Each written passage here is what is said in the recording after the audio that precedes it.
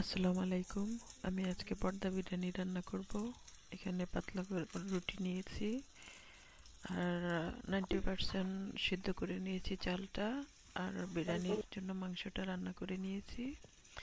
তো এখানে রুটিটা আমি সাইজ করে কেটে একটা ডিশের মধ্যে নিয়ে এটার উপরে আমি ভাতগুলো ছিটিয়ে দিয়েছি, উপরে মাংসগুলো দিয়ে দিলাম, পেঁয়াজ বেরেস্তা দিয়ে দিলাম, তার উপরে আবার একটু কিছুটা ভাত দিয়ে উপর দিয়ে কিছুটা বাটার দিয়ে দিব। আর এখানে আমি জাফরান আর লিকুইড দুধ নিয়েছি, এটাও উপর দিয়ে দিয়ে কিছুটা বিরিয়ানির মশলা ছিটিয়ে দিব।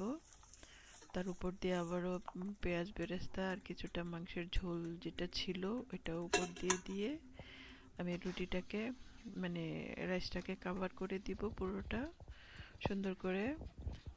সবগুলো রুটিকে পেঁচিয়ে পেঁচিয়ে কাভার করে দিয়ে উপর দিয়ে কিছুটা বাটার মাখিয়ে দিব। মাখিয়ে আমি এটাকে ওভেনের মধ্যে 20 মিনিটের জন্য দিয়ে দিব।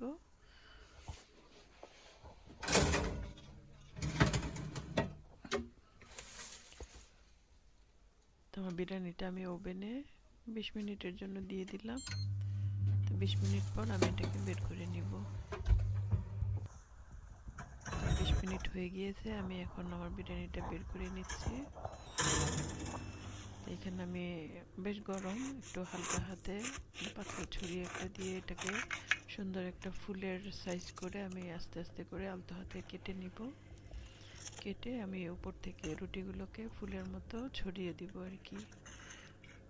তো সবগুলো একটু সাবধানে খুলবেন, বেশ গরম থাকে ভিতরে, ভাপাটা হাতে লাগলে বেশ গরম লাগে।